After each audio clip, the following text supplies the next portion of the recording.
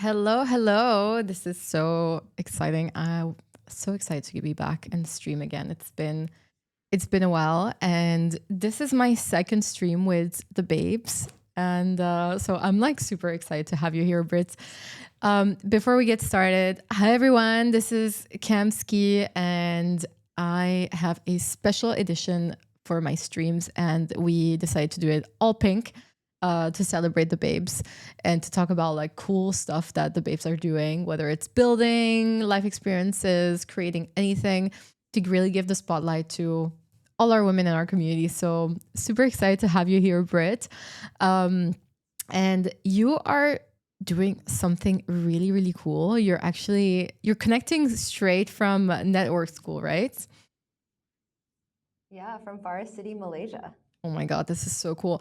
I went to Kuala Lumpur, and I know there was like a morning event at network school, but I don't know, we had other things planned. I was really bummed not to be able to attend. But it's something that I've been following for quite some time. Definitely all the conferences about network skate. And now that, network school is up and running in Malaysia, is something that, even though I'm not nomadic, is on my to-do list and on my bucket list. And I hope one day I'll be able to just even spend like a week or a month and see what it is. And I know that it's something that a lot of people have a lot of questions about and are curious about what life is like at network school. So I thought it would be really, really interesting to, invite you and talk about your experience because it's a really, really unique society. And yeah, I'm super excited to talk about it because I have so many questions. Thank you for having me. I'm really excited to be here. I have absolutely loved being at Network School. And I'm happy to answer any questions and tell you a little bit about how the experience has been. Okay, sick. First question before we get into the details and so on, because there's network school is not just a startup society. It's a broader vision. It's way bigger than that. And there's a whole universe that can be discovered, and I think is really, we can dive into that. And I do want to talk about the values that are powering this ecosystem and this community, which is global. But first of all, I read somewhere that your menu is designed by Brian Johnson. Is that true? It is. And we have blueprint products available all over the campus as well. So it's really amazing. We come here and there's 3 meals a day available. So we get to eat really healthy. Admittedly, breakfast is not a Brian Johnson diet, so you have to be a little more intentional about eating healthy, but it's like a wonderful, proper, like international buffet breakfast. And then our lunches and our dinners are fully Brian Johnson. They're extremely healthy, and it's one of the amazing parts about being here. Like, it's pretty hard not to improve your lifestyle just being present at Network School. That sounds like such a dream, to be honest. I've spent a lot of time in Bali and, in places where it's like, you're working and there's a whole system around you that is built for you to be healthy. Of course, you can go down the other route, but it's so nice to be surrounded by like just healthy options, good foods, good people, and so on. So how is it exactly like, obviously for those that don't know, Network School is a program that's running all around. Can you give us a bit of more information on like how it's run? How does one join and so on? Like what should I know about Network School if I'm totally new to this? Yeah, absolutely. And I heard you mention earlier, you're not a digital nomad and you still want to come. I And used to be, I think yes, but sometimes people think that you have to come for a whole year.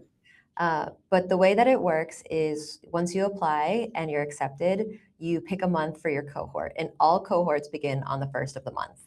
And then they wrap up at the end of the month. So the majority of people that I met that came into my cohort came with the intention of being here for 1 month. That was January 1st. So that would obviously mean that I was intending to leave on January 31st. And like many others in my cohort, I decided to stay on. It's been a really cool experience. So you apply online. You can go to the website and you fill out the application form. And it takes a couple days for your application to be reviewed. But once it's been reviewed, you can go ahead and register, and you choose whether you'd like a shared space or a private space. All accommodation is in the hotel, especially when you're coming here new. We can talk about long-termers later. But all accommodations in the hotel. And there are shared rooms and private rooms. And when you arrive, you are welcomed in. We actually picked up from Singapore Airport together. So if you arrive like on day one, you get to actually come in on like a coach bus with your cohort, which is a really fun experience. We all walk into the building together and get to register together as well. Because it's on the border, it's in Malaysia, but you are on the border close to Singapore, right? So that would be the closest airport. People don't fly to KL, right? I think some people do fly to KL. You can actually also fly to Johor, which is even closer. But Singapore, being Singapore, has a ton of accessibility from just about every continent. So a lot of people do come in from Singapore. And for those that don't know, so it's life in a hotel. So the idea is obviously there's, and this is part of the broader mission, and ideology behind Networkscape, is that there's a lot of places within the world that are not utilized or are available where people can travel to. And also, keep in mind, obviously, I'm European. I have passport privilege. There's a lot of people that are not able to travel to Europe, to the US, especially now they're making it really tough with the current administration. So, and this means that a lot of talent, a lot of technologists and a lot of builders and founders are looking for certain environments to be able to grow and, foster whether it's, being a solo entrepreneur or developer, are basically stripped from that experience, right? So this is what Networkscape is trying to do, is to find these places that aren't utilized and create their own society, their own technological society, where people have a choice, people have a say, and create their own startup society. And that's why like they found a place in Malaysia. It's a small city, right? It's like or is it just a hotel that wasn't that was kind of abandoned and they took it over? Like how is it exactly? Yeah, so to focus on the first part for a moment, this Malaysia was chosen specifically because 99% of passports can get into Malaysia pretty easily. So it makes it very accessible for the majority of people. And the actual location, it's called Forest City. It's actually a man-made island off the coast of southern Malaysia. And it was built a couple years ago with the intention of being very populated. And because of a change in real estate laws where the primary investors were from, it actually didn't get inhabited. But that being said, there is a notion, I think, from like a lot of YouTube videos that it's a ghost city and that it's completely abandoned. And so when I came, I really was expecting like a fully abandoned city, and we were in this hotel populating it. It's truly not the case with Forest City, at least anymore. I'm bringing up which is really interesting. I'm going to bring up some pictures here so we know what we're talking about. And I know the kind of videos that you're talking about. It's people that just love to go discover abandoned places and so on. And wait, let me see. It's called Johor, right? Yes, I think this is the one. Yeah, so it's called here. Forest City. Johor is the larger state. And there's pretty populated areas. Most just, expensive 10 and 15 ghost town. Yes. Here, it looks crazy. It looks so beautiful. I live in Dubai, so these kind of sceneries with green, honestly, any type of architecture that's incorporating nature, I mean, big love. Like it's something that really I miss a lot. And for example, like Singapore is like honestly one of my favorite cities, but it rains too much over there. It's really like a cypherpunk paradise because you look like you are in some sort of like AI generated city. It looks just like you see in the pictures here. There are these tall, futuristic buildings, but just covered in green. And from the balcony, you see the water and the beach. And so it's like this cypherpunk paradise. It's really cool. And like I was saying before, so my friends that had been here in the summer and recommended that I come, we saw them at Dev Connect, and they're like, "You have to go check it out. It's really great." When I got here, I was like, "Wow, like there's a lot actually kind of going on here," and it sounds like a lot of the businesses actually have continued to pop up. So Forest City is getting populated I don't know if rapidly is the right term, but it feels pretty rapid By compared to what I was told non-network a couple months. schoolers as well? Is that what Yeah, you the call city's yourself, by the way? growing. Network Yeah, schoolers? Is that the network school residents, you read it? members. Yeah. We've got Flo in the chat, by the way. Hey, Flo. And Max is saying it looks kind of unreal. Yeah, this is like you said, like this is exactly like if I'm prompting like futuristic, you know, future city, like this is literally what would come up. Honestly, it's so It's seriously crazy. like every morning when I wake up and I go outside on my balcony and I'm just looking out, like I feel like I'm in an AI rendered image. Yeah, right. It's been 6.5 weeks and it doesn't fail to shock me every single morning. This is so cool. I mean, I am not surprised that you decide to just stay longer and, you know, just not leave. I would find it really hard to leave a place like this, to be honest, especially if I was a nomad, because at the end of the day, you can have this experience, and for $1,500, like a full inclusive, like, you know, in a nice hotel with like good food, good people, gym, it's a pretty good. If you look at other places, for example, like my reference is Bali. Of course, I've spent quite a lot of time there. You know, you're not necessarily going to find like a good spot for that price point, to be honest. Especially if you're looking for, you know, gym membership, you're looking for a good accommodation, a good like network. It's a pretty good. It's really interesting, to be honest. What Really made you good there decide? too, actually, like good people. Sorry, you were The saying? type of people. Oh, go ahead. Oh, no, I was gonna ask exactly like what kind of people you're meeting. Like who joins network school? Like obviously it takes a certain kind of person to, you know, to want to join and have this experience. But also, you know, I see there's like definitely, you know, an application process and so on. I can imagine that they highly curate the type of person that joins. And I would assume they also need to align from an ideology perspective in terms of like, you know, how they see life and how they see the future. Because it does take, like, if you want to build a society, you definitely need to have people that are resonating with, you know, what you're trying to do, right? Yeah, I mean, you said a lot of the points that it is curated, right? There is an application process. You can't just buy a ticket out here and like walk in. But the team does a really good job of selecting really innovative and interesting people. And the first filter is, right, like, are you the kind of person that is going to go to, you know, what is called a ghost city in Malaysia and go live with strangers, you know, for a month? So that's a really fun first filter, because you do end up with people that are inherently adventurous. And that means that almost everyone here is full of like really wonderful stories. I came with the misconception that it was all blockchain people, because that was the world I was living in, and my understanding was that was who was coming here. So What's your I think background? really expected. By the way, what is your Go ahead. background? My background of the last 5 years, 4 years, has been exclusively in the blockchain space, particularly Ethereum ecosystem, cybersecurity. Before that, I was designing smart homes and smart buildings, residential, commercial, university type things. Oh, So cool. I've always been very technical. I started building computers when I was very young, and that's sort of just translated into this space. That's so cool. And so you were saying that you expected, because being obviously like founded by Balaji, you would have expected people to join, be primarily, you know, working or involved within crypto, but that's not the case, you were saying, right?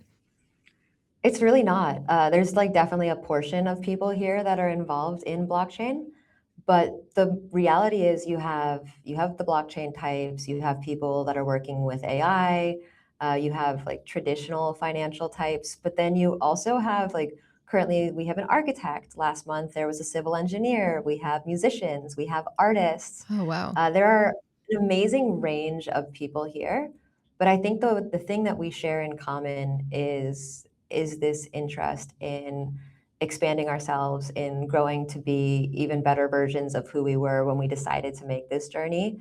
And that's, a network school, talks about learn, earn, burn, and now we've added fun too, which I think is very useful because we do enjoy having fun. But it really does attract people that were inherently already interesting and adventurous because we're willing to come over here. But everyone's expanding themselves. Like there's a ton of content and classes here.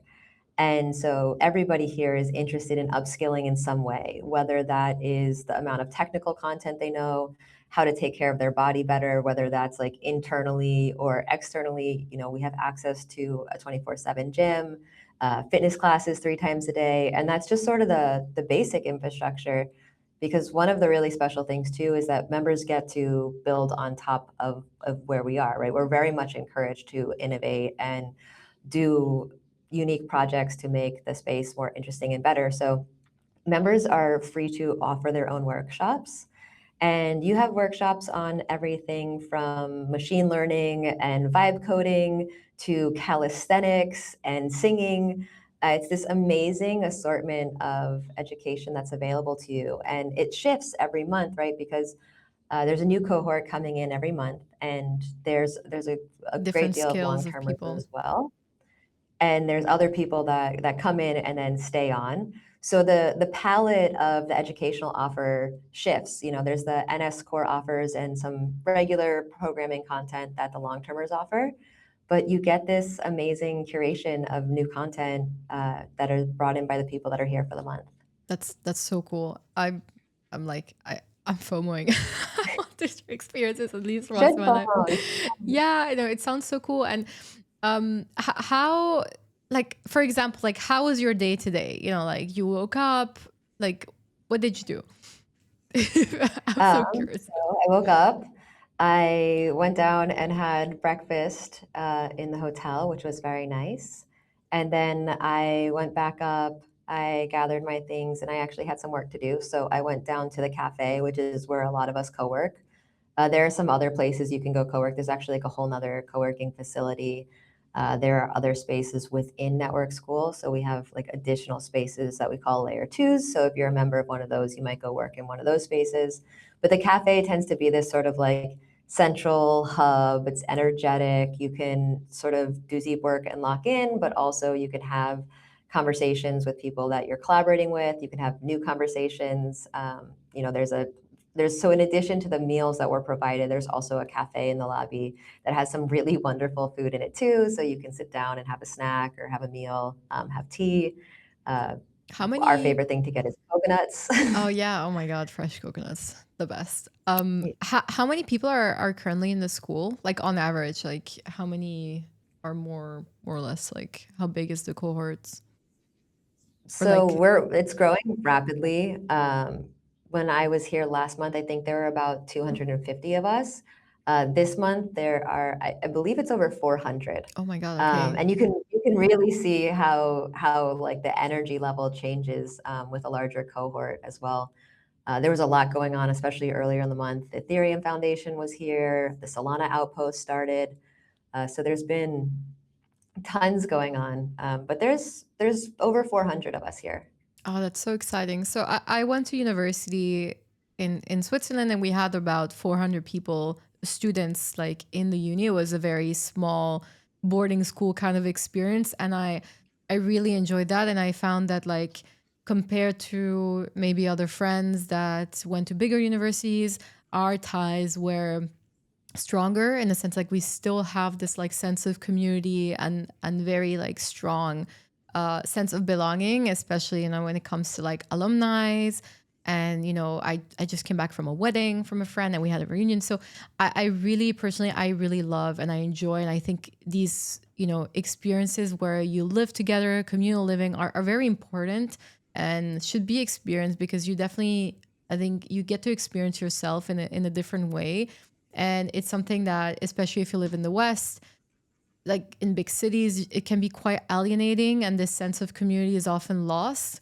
I'm half Italian, and back in, don't quote me because I don't, I'm really bad at history, but I think in the 60s, communes were quite, there were a lot of communes in Italy, and it was definitely something that people would go and decide to do and go live there in a community. And it does, as much as obviously there's always like, it's not as easy and rosy as it sounds, but it's definitely, I think it's really important for us humans to find that community, to find people with who you can resonate with who you can grow, because there's only so much you can do alone, and we also spend so much time online. I feel that it is important to have these experiences of like real community, not just online in Discord servers or chats, which are easy in a sense, but they strip you from the human experience of having to go through relationships and evolve through that and grow as a person, right? So I think it's really cool, especially for people that are maybe technical or spend a lot of time online, and or are feeling like isolated because of their jobs, or solo founders. It's really, I think it's important that these organizations like exist, and there's so many startup societies in the world, but at least this one has a beautiful and pretty incredible place. I think it's like so cool that you have this. Does Balaji come and give talks from time to time? Have you been able to join one of his? Does he do any appearances in Network School? Yes, Balaji does give talks, and I think listening to him and hearing about his vision and why this is important to build is, it's already meaningful to be here. Like without his presence, what has been built, like you can feel the energy from it, right? You can feel that, like you said, it's your internet friends, but now you're IRL, and all the things that sometimes make us feel isolated. And that's where we're going to find like camaraderie and friendship on the internet with people that have similar experiences to us, or think about things differently like we do. We tend to be sort of innovative people here.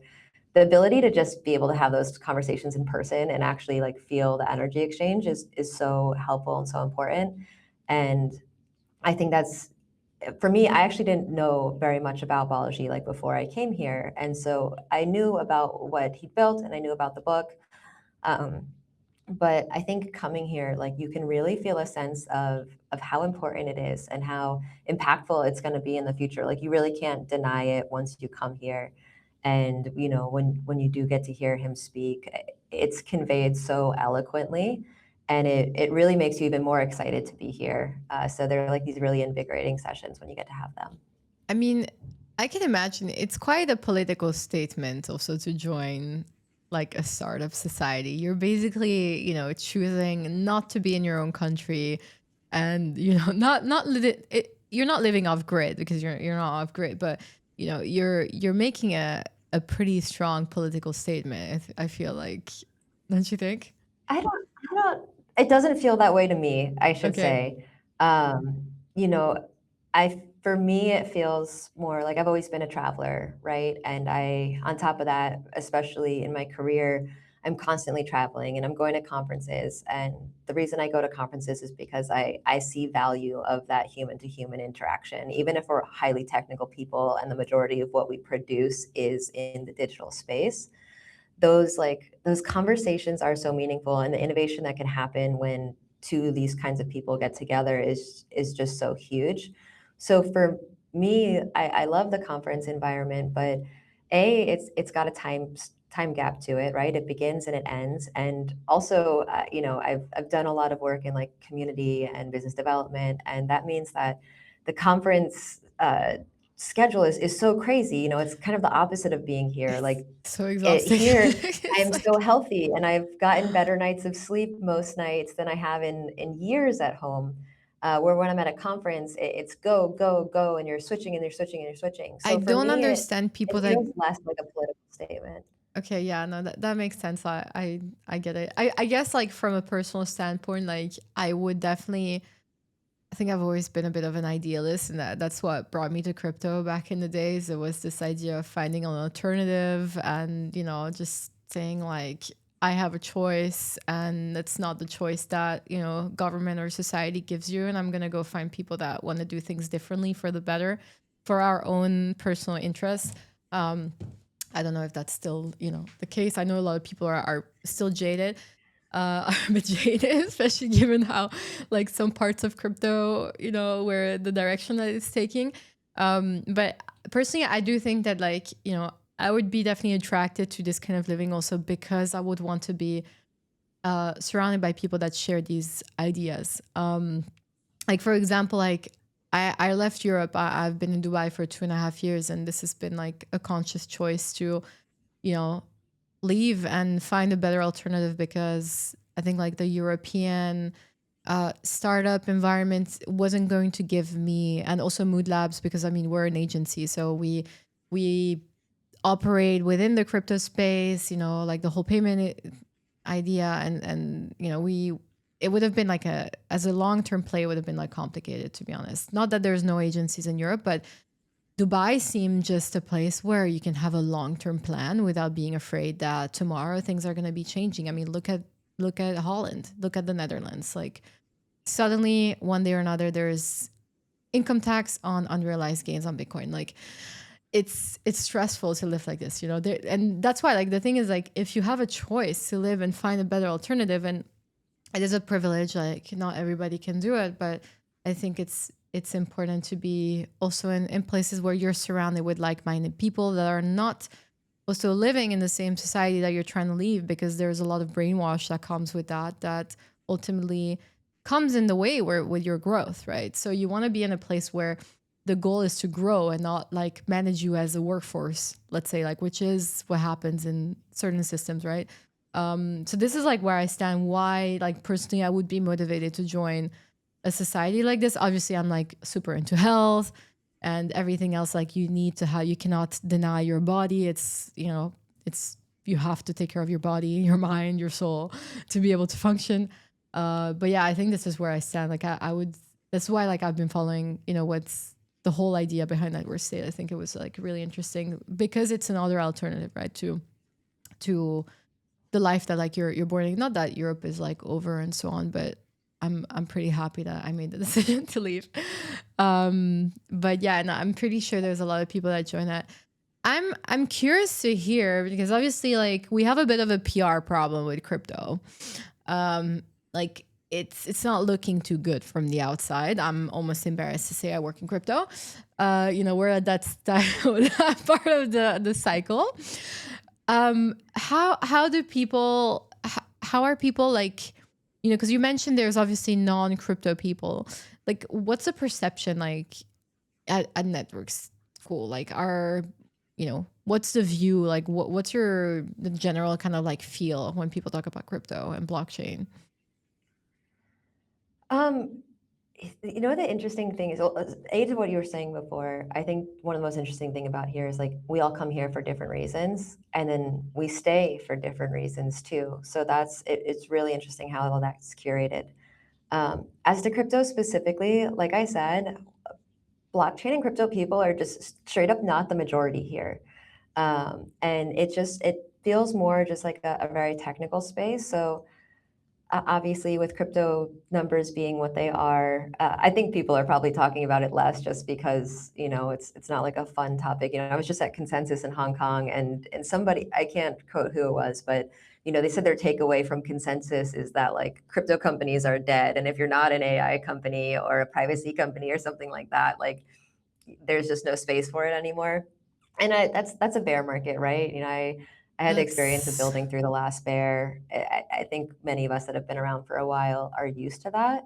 it's a good But the time to dialogue build. here, like, is way more AI focused today. You know, like I've always been highly technical to like a normie, but still like, you know, mediocre technical compared to the world that I've found myself in for a long time.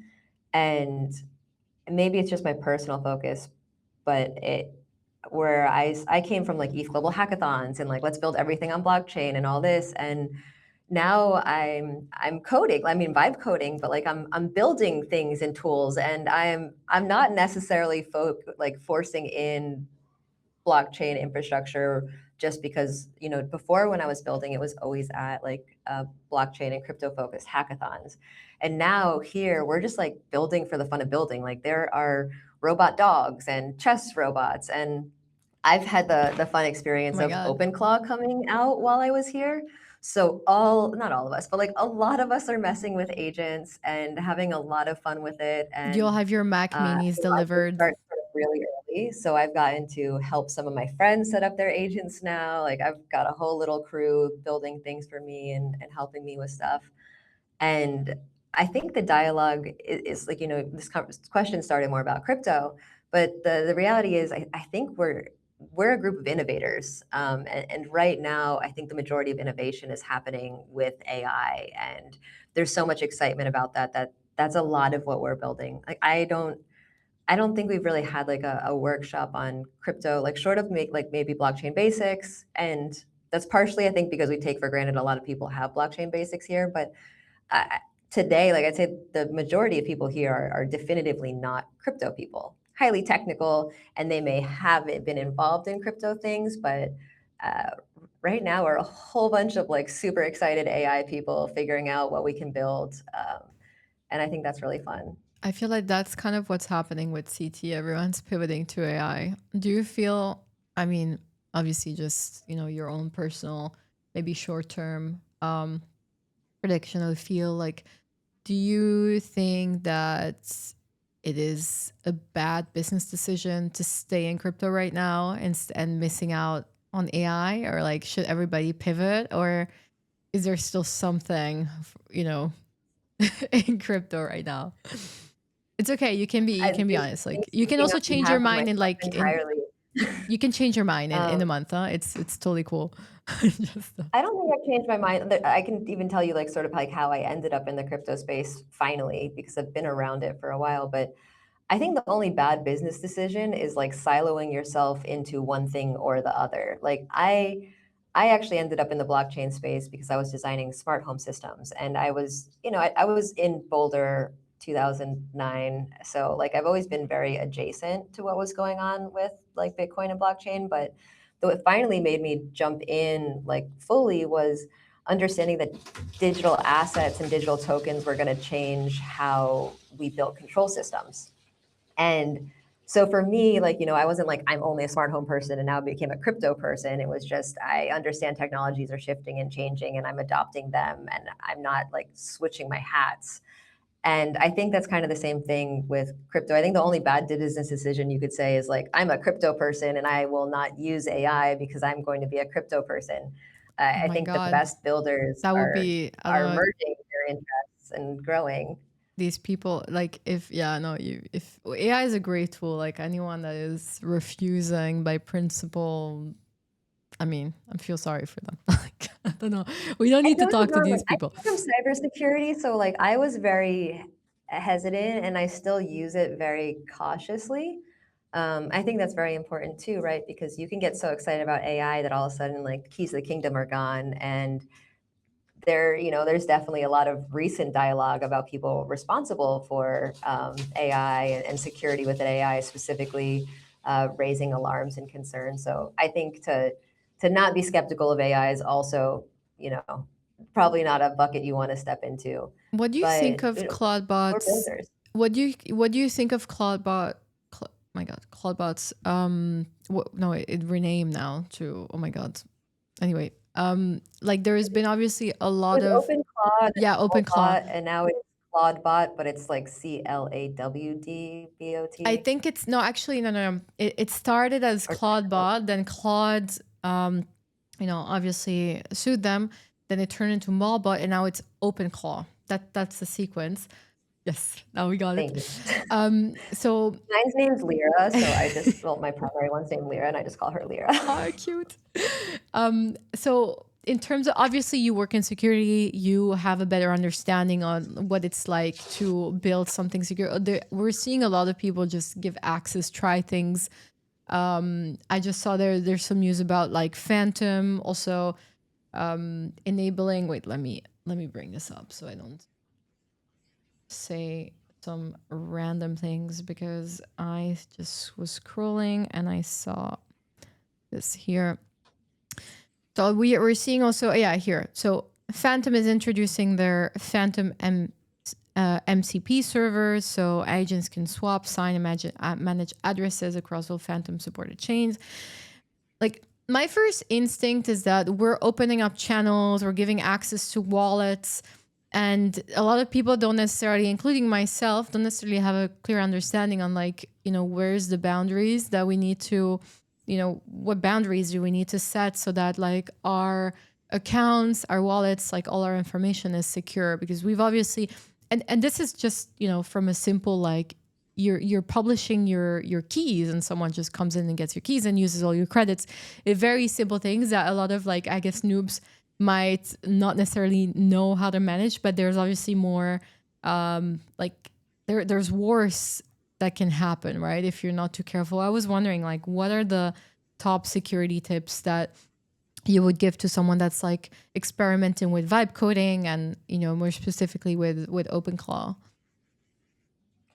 Starts with the same security tips I would always give, like, right, you just never want to be complacent. You never want to assume that you don't have enough to be interesting or what you're doing isn't worthy to somebody, because the majority of attacks are typically not target attacks. They're large scale attacks. So somebody is going to create a skill that opens a vulnerability, or they're going to make it appealing for your agent to go do something accidentally that compromises you.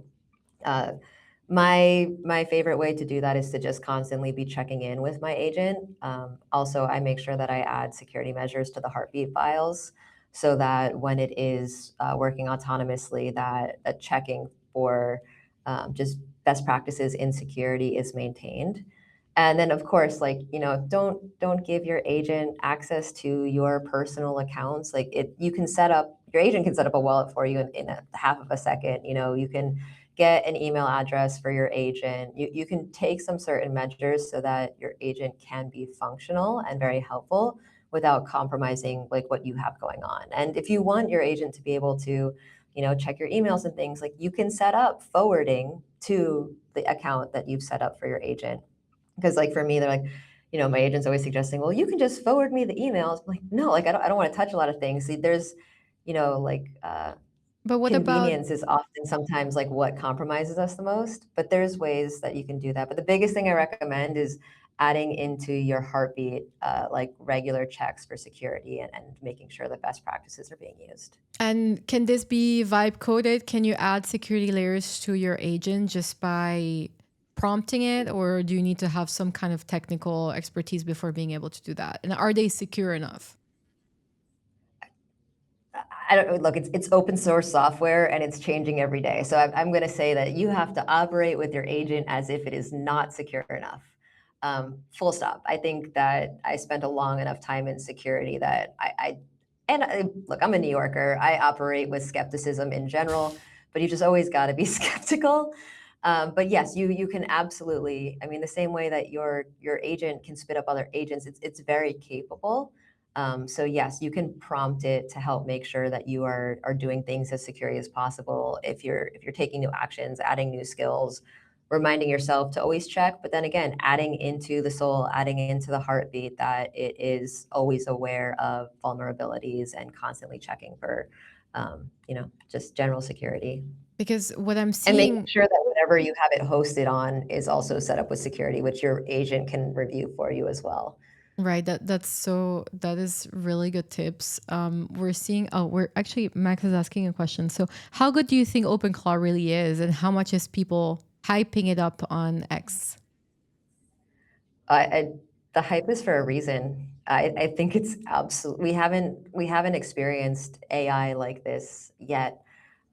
Also, I think if you look at the trajectory to just where we were with like ChatGPT a year ago to where we are with OpenClaw, you really have to start to appreciate how rapidly this is going to continue to shift and iterate.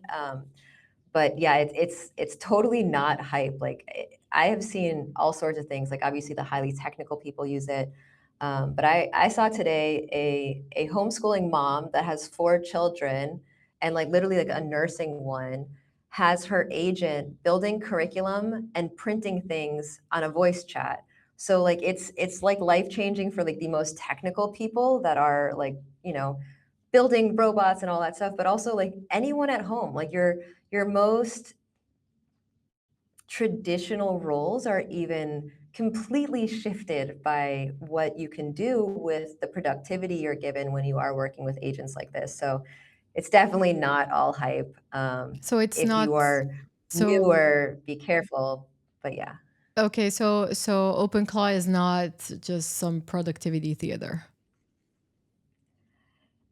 I've experienced a massive amount of productivity. I was really like pleased with my personal vibe coding skills, and then all of a sudden I added OpenClaw to it. And for me, one of my favorite things is properly setting up a heartbeat where my agent's working in the background. Because for me, that was the limitation that I really felt was, and it's so funny because talk to yourself from 10 years ago. I feel limited by my AI because it only works when I prompt it to.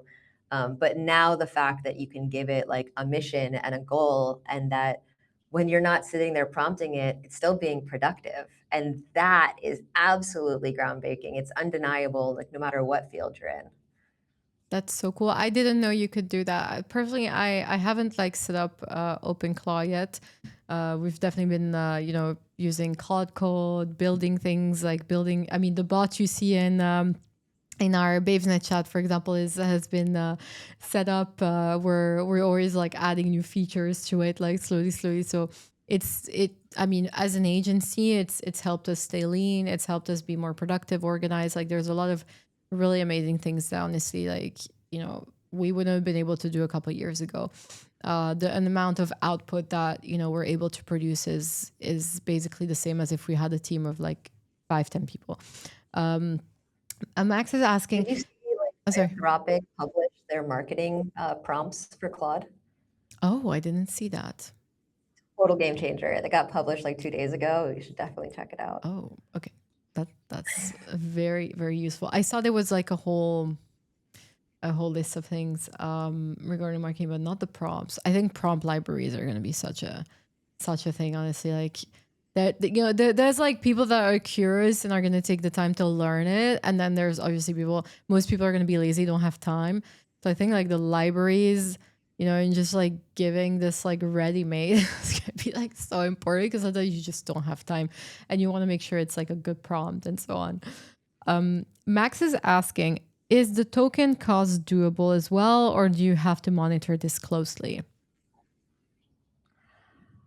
So I was pre-OpenClaw, like because like I said, I kind of got into vibe coding here. I've been doing a lot, and I was on the $20 a month plan, and I was burning tokens just doing that. And then when I set up my OpenClaw, it wasn't burning tokens that was the issue. It was rate limit because it was so active so much during time. Um, I'm using my OpenClaw most of all day, every day. It's running in the background, and I'm on the $100 a month plan now, and I haven't had to go up to the 200. I was really expecting with the volume that I was doing that I would have to just go hit that max plan. So for about $100 a month, I have several agents that have spawned agents, and they Oh are my God. productive all day long. Because you were talking about prompt libraries, right? Like the best thing about OpenClaw is I can tell it to go do research when it's not working with me, and it'll come back and make our own prompt library. And I Oh, think that wow. is just such a change, because now it's not about going to do your own research. It's just about knowing what you want and being able to articulate it well. Um, and I think that's going to be like the real big differentiator with how people experience AI, is the ability to articulate your goals and the parameters to getting there well. Because it's kind of like search skills. 10 years ago, search skills were really important. You had people that could get anything they want when they're on Google, and there's some people that are like, I don't know how to find the things I want. I'm only getting, sponsored results and things like that. So I think like search skills is going to evolve into like prompting skills, and communication skills are going to be more important than ever. Yeah, and Max saying, think then prompt, not prompt then think. Yeah. Yes. And plan mode is wonderful. If you haven't heard about plan mode, it's a great way to not have an issue with like burnt credits too, because what it does is force your agent, because agents do tend to sort of just like go. They're like, ooh, this is what you want, like let's run. If in the beginning of your prompt you say enter plan mode, and then you talk about what you want to do, it'll stop and plan first and then show you the plan and then proceed, which is a way to be much more efficient with your token load. Do you think because I mean obviously we cannot deny oh yeah, I'm accessing or use Get Shit Done, GSD and Claude Code. That's such a funny name, honestly. But plan mode is good. Oh my god, plan mode I need to try the is GST. but plan mode is God mode, so useful. It's a total game changer. Like absolutely. Yeah, we love Claude. Do you use ChatGPT by any at all, or just I was a Anthropic? diehard chat GPTer until I got to network school, and then I realized like how and I did, the last vibe coding hackathon, my partner was using Claude Code more and I was using Codex on GPT, and that was actually like very useful and very productive. So I had a positive experience with that, but I don't know, honestly, I feel like once you go Claude, you can't go back. I've been a And Clauder. I've been a Claude. Max will tell you, like, I've been an early Claude just because, not so much for the technical, but for writing, it's so good. Like, for creative writing, it's the way it's really, organized and it gives you like the separate page. Oh my God, like a dream. And now it's become like super high, but I'm going to claim that. I've been on Claude I for, love that. and I love it. Just, it's called Claude. I mean, it's so cute, the name and the design. My They're GPT actually knows me so well that I use it sometimes to prompt my Claude more efficiently because based on what you know about me is much more efficient in my GPT still since it's been working with me for so long.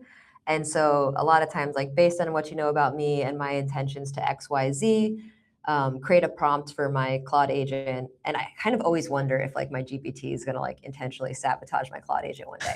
But based on what you know about me, create the most effective prompt to XYZ. And then I'll paste that into my Claude.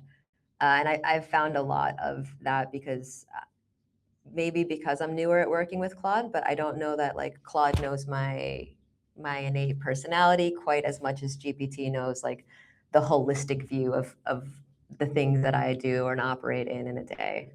Do you think knowing how to build agents and operate AI and prompt is going to be something that is going to be requested by companies moving forward? I mean, personally, there's a big AI is going to replace jobs, going to take your job, but I don't see it happening in that way. Like, but I'm wondering, like, do companies, because obviously you do need to have a lot of like transformation going within the organization, right? And how is that going to work? Like, obviously they're going to hire people that know how to manage these things, but that means the management also needs to know how it works. So it's not that, it's not that simple. That's where I'm getting. But still, like, this is just today. Do you think that's going to be a skill that everybody's going to need to? Are we all going to need to learn how to vibe code to be able to get jobs? If we want to get a job, or imagine you're a student out of university, like, is this something that needs to be added to your skill set? Are you going to lose to someone that can use that, or do we still have a chance? I wouldn't talk about like vibe coding specifically as the skill that's make or break, but being able to prompt effectively, like absolutely. My pre-crypto career was like in a very like traditional type organization, and even my my coworkers that I wouldn't consider like super into like edgy tech, like they're using GPT to be more productive in a day. So anyone that is so against it that they are not even interested in letting mundane tasks be simplified with AI, I imagine they'll probably have a challenge. Um, and children are unlikely to graduate, even kids that are in high school like this year, unlikely to graduate without being semi-fluent in AI the same way that, 90s kids were pretty much, gonna be fluent in how to operate a computer just because like that was what was up and coming when they were in school and like sort of soaking up the most information. So I truly don't think that like AI is gonna like take jobs. I think AI is going to change how the job market looks. Um, and I think that's the most important thing is like to be agile and to be a learner and the kind of person that goes to a island in Malaysia because you want to upskill. Like I think especially the older generations, like you do need to have that mindset to continue to thrive in the workforce because the younger generations, it's going to be just as fluent to them as like a 2010 kid knows how to use an iPhone. Right. It's like second nature. But I think that's the beauty of it. And, you know, in a way, like I wasn't a good student, as in like I always got good grades, but I wasn't like the best student. But I love learning. I love learning, and I feel that especially working in tech and being in crypto as well, like also opens you up to other sides of tech. Actually, I worked for an AI company before joining crypto, and before that was at Bloomberg, so I've always been in tech. But now it feels like, oh my god, I'm like returning to this, and it's like this forever learning curve that you're never gonna leave. um I don't know, I just feel like if you stop learning, you die in a way. That's what aging is like it's like you become just static. And the thing is, like, everything is always in motion, so you have to ride that wave. And I think knowledge is definitely something that can keep you young, just mentally, right? Like, you're always stimulating, you're learning things. It makes the world like such a more interesting place to be, because there's always something new to learn. And yeah, today is like AI, and definitely being in a community where you're at the forefront of innovation, where you have the brightest mind and the most interesting people coming together. You're most likely to get that information first, and have also a set of people that are able to explain it to you. So that's super cool. I know that we're going a little bit over time. Um, Maybe to close off, because I mean we could keep talking about the stuff like forever, and I know it's late for you.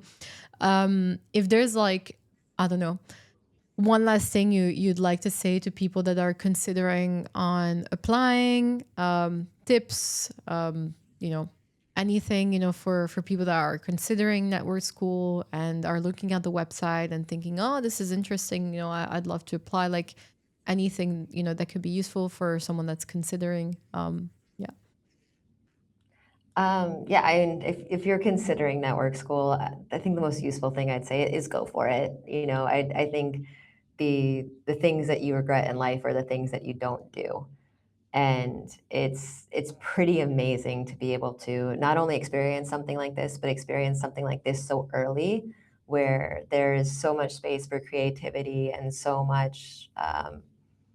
It's evolving constantly, and I think it's like a really beautiful thing to experience, because it's going to grow. It's going to be much bigger, and it's a really amazing thing to be able to see that growth and evolution over time. So, yeah, my words would be hit the apply button. At least go ahead and apply, because then you've done that first step, and then it's just about carving out a month where you can make it here. And I'll give you the anecdote. You probably won't want to leave after a month, but plenty of people have things going on in life, feel so that's like totally understandable. I feel like But that's just do it. definitely that's definitely something like why would you want to leave? It's something that would keep you in. Um, Actually, I know I said one last question, but like, are people talking about peptides? Because everywhere I go is this is what's a peptide talk situation at network school, like, because I know obviously I haven't heard the word peptide once. you haven't really. No, No. it's so funny. Like my like crypto Twitter type algorithm, like I still definitely see it, especially in like more of like my girly cohort, but I haven't heard the peptide word once. The big thing that's around here is people are putting the little like blood glucose monitors on their arms that monitor constantly. Okay. So like it's become very trendy here right now. I think at least an eighth or a quarter of the population either has one or is about to put one on. And it was pretty funny. One of my friends was like, "Hey, look! Like if I eat a bite of this cookie, check it out. It spikes." So that's more of a thing here right now. But yeah, no peptides at network school, as far as I've heard. Wow. It's probably just like I haven't arrived yet, but even though I'm not an expert, and I just find it interesting that it is a big hype. And also, like, since you have Brian Johnson designing, especially like the menu. Yeah, I'm surprised that's the one's talking. Well, Look, I say that now. I'm going to walk out into the cafe, and yeah, like now all of a you'll sudden, start all I think noticing. about Maybe me you, next week is peptides. yeah, maybe you were, it's like once you say it, then you're gonna start picking up, and then everything starts like aligning for it. But so exciting. And again, like, thank you so much for joining me and sharing your experience. I was so curious about what it's like and like the behind the scenes, and I think it's such an incredible experience. I'm gonna see how my year is looking and see if I can do it. And if it's not this year, hopefully next year. But it's something that, you know, if you're a builder, if you're a founder, if you're even just like doing stuff, or if you want to learn a new skill and you have time and want to be surrounded by people that obviously are like minded and I have like different skills, can be so incredible. And I mean, the city where you're in, like it looks like you're in the future. So very, very cool. I'll let you know if I come. And if you're still there, You obviously should. you never know because maybe in a few I months. have to say, like, it's the best ROI. Like, I think you can invest in yourself in much better ways with like a better return these days. Like all this stuff I'm talking about, like OpenClaw and agents, like, I mean, again, I've been technical, but I vibe coded an app while I was walking through the streets in Hong Kong at Consensus, and my agent was working on it in the background. And that is like not a sentence I could have conceived 3 months ago before, you know, I got here. So you should definitely do it. It's worth carving out the time for. The ROI is there, whether it's on your like personal growth or your physical or fitness growth or your ability to be productive within your company or build that thing you've been putting off. It's such an amazing space to do it. I don't think anything like this exists. No, it's super cool. We have machine learning engineer. Hello.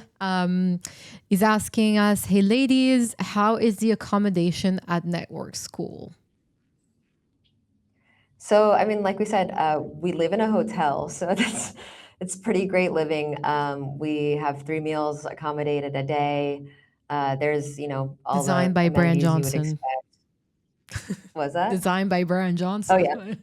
yes, exactly. Brian Johnson meals plus the like super indulgent hotel breakfast. We have pools.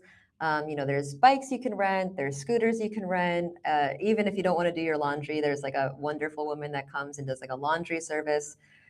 So for me, when I came here, my first thought was like, I can't imagine there's 90 meals that I'm not going to have to cook, and I can't remember the last time I wasn't responsible for cooking 90 meals for myself, and that those meals were going to be like insanely healthy. So I I don't know. I've never gotten to live in a hotel for 30 days straight, or I guess, you know, 50 days straight now. It's pretty cool. Machine learning engineer thing is also a lady. Is there a lot of women on in the school? Is it quite There's a mixed? lot more than I thought there was going to be. You know, I'm used to the tech space. You know, believe it or not, my industry pre-crypto had even less women Oh my than my god! crypto life. How? I thought we were Uh, like, how is this mind possible? blowing. Yeah. So there was a lot more women that than I expected to have, and we actually have like our own women's lounge, and there's like a wonderful community. But you know, one thing that I would absolutely love to see is to get more women here that are interested in building and growing and upskilling, because I think any society has a good balance, and I'm excited. You know, I think sometimes for us, right, we're looking for somebody else to go and be like, oh, okay, she went. You know, it is cool. I should definitely go. And so, yeah, that's, you know, why I'm happy to have the conversation, is because I think for women, we sometimes want to demystify it a little bit more. And I'm excited to see the entire community grow, but women as well. Yeah, I mean, it's really important, right? Like, because obviously, if you're going alone, and I'm sure at the end of the day, like, it is a very curated environment. Everyone is vetted. You know, there's an application process. So, you know, for it being like a society and a community, I'm pretty sure like there is some level of like, you know, supervision and also just down to the level of curation, the kind of people are going, right? But as a woman, if you're going in a place and you're the only one, it's going to be a very, very different experience than going into, you know, a community You where will at least, not be the only one. There are a yeah. lot of there's women that are here long term as well. So it's not like there's just women here this month. Are there kids? Um, huh? Can you come with your kids or is it? You can absolutely come with your Oh, kids. okay. There's childcare available for the youngest ones as well. But yeah, it's truly, and I think that could be a misconception, right? Like you think that a space like this is just for, you know, a singular gender, a singular like life state, a singular age, and I think that's what's really beautiful around here. Like the spread on age, I think, you know, we have people well past retirement age as well. So it's not just young people. It's people of all ages, people from all industries. Families are more than welcome. Yeah, and I think I'm excited to see it grow. I've watched it grow just in this last month and continue to grow next month too. Imagine being a kid and growing up in this environment. Very cool. Definitely a Pretty very, special. yeah, very special. Cool. Does anybody have any last questions or anything you want to know before we close off? Obviously, I mean, we're on Twitter, we're always online. You just, go over, follow Britt.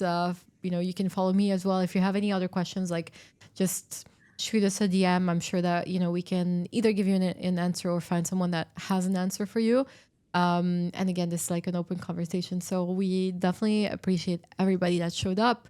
And, I love my chat. I love you guys. It's always fun. And thank you for everybody that asked questions. I thought this was like a very, very, very interesting conversation. And I'm excited to know, especially like, how your next month is gonna go, and once you leave, what would be your experience. We'll keep chatting in the babes chat. Hopefully I get to see you at, I don't know, ETC. We're doing something there. If not Token, I don't know if you'll be out already. But hopefully we I get to plan be. to go to ECC, so I hope to see you Oh, there. you're coming? Okay, we're Um, planning a brunch. Perfect. We're planning yes, a please. we're And yeah, planning a anyone in the Babes chat, feel free to ask me questions. I've gotten better at checking my message requests on Twitter, especially since I've been here, because people will ask. But yeah, I'm happy to answer any questions or help answer questions about applying and things like that as well. Awesome. Thank you, everyone. All right. And we'll see you for the next one. I'm not sure when, but I'll stream again this week. I've been so disorganized. I'm so sorry. But I'll be on and I will post it. You can see it. It will be fun. And we're going to go over some stuff. So, all right. Until the next. Britt, thank you so, so much. This was amazing. Have a nice evening. It's pretty late there. And we'll speak soon. Bye, everyone.